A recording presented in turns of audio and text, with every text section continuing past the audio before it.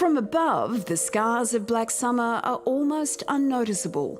But there's a lot missing from this seemingly picture-perfect landscape. The path ran between there and out to the back shed. To the laundry. Yeah. No, the laundry was where Isaac is now. Matt and Katie Zagami live in Waiwira with their 4 kids. They fled their home on December 30th, 2019. The next day, a bushfire destroyed their 400-acre property. One thing that I did love that we managed to save was my wedding dress. To have something that you had before is really important, and because you do, you lose everything. You lose everything. So this was a cast iron bath we had in our house. There was no water in the bath, so it had boiled out. To bubble the porcelain, it would have had to have got to over 1200 degrees Celsius. Their farm was also unsalvageable. Before the fires, it was producing 250 tonnes of vegetables every year. We'd lost irrigation, we'd lost all our shedding, office, pickers' accommodation, all that stuff was gone. So we had to take a breath, and unfortunately we lost the 4 full-time positions and the 20 guys that work in our harvesting crew. The Zagamis are living in a renovated shed. It's not ideal, but it's their only option right now. Applications for grants and loans have been knocked back, so they haven't been able to rebuild their home or their business. 12 months to get a no was pretty devastating, and 12 months to get a no and say that your farm was probably unviable because you had losses in the years leading up to the fires.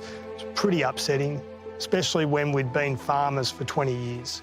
The fires in Gippsland and Victoria's northeast destroyed 1.5 million hectares and 420 homes. Around 40 short-term modular housing units have been built for survivors, but for many others, there's no such luxury. Melissa and Paul Churchman from Sarsfield have been living for the last 2 years at a friend's place. There's shortages across the board, labour, materials, everything has skyrocketed. We're not permitted to drop any trees without a permit from council. I mean, you just have one look around here and there's, probably 100 trees. And we're not allowed to do anything about them. The New Year's Eve bushfires annihilated their homes, sheds, machinery and wildflower plantation. And we'll have to bring the irrigation up from down that end because obviously this one's all been destroyed here. Yep. I will get some flowers going again, but I don't think it'll be what it was. It's too much to replace. There's about a 5-year lead time after you've planted, and you've got to have an irrigation system before you can plant, and we've got none of that. This is all that's left, a billboard and a flower stand. The plastic signs still somehow intact. At one point, when Grocon were cleaning up, they told us that we had, they thought it was the biggest clean-up in Victoria from that season of bushfires. They had a record takeaway on one day of 129 tonnes of debris. Scott Morrison visited the property 10 days after the fire. And all we can do is figure out the best way forward and I'm sure I'm going to have my days, but I'm not going to be so good as well. But the Churchmen say it was charities, not the government, that provided the most initial support. And now they feel very alone. The different organisations stopped reaching out to you. They've moved on and they're dealing with other things, which is understandable. But to be honest, quite often you feel like we're the only people who care about the whole concept of rebuilding. The East Gippsland Milling Project proves that necessity is the mother of invention. They transform fallen trees into usable timber that can be used to rebuild homes or fences. I would estimate that 75% of the people that lost their homes are still living in makeshift homes, be it caravans, sheds that have been renovated like what Matt's living in. So it is just way too slow. The Milling Project is helping people get back on their feet for free. I know the guys cutting the timber are just ecstatic about it. This mahogany will be a real feature in your house, and that's what makes a home, isn't it? Having the guys here to talk to, they're awesome. Yep. Like, if you're having a bit of a bad day, they're here. The team, who are mostly volunteers, spend weeks at each property. and Bernie expects they'll be doing it for another 5 years at least. We sort of underestimated the capabilities of what we can do.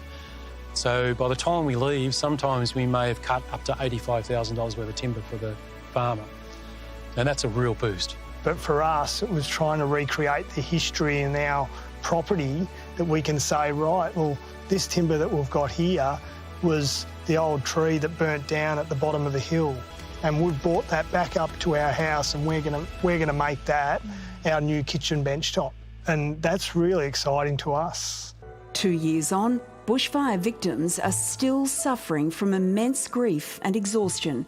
Many are too proud to ask for help, but when they get it, the gratitude is immeasurable. Thank you just doesn't really, it doesn't really show how grateful we are for all the support. The timber milling project started from local community members that wanted to help. It's overwhelming. Yep. Just the love and generosity.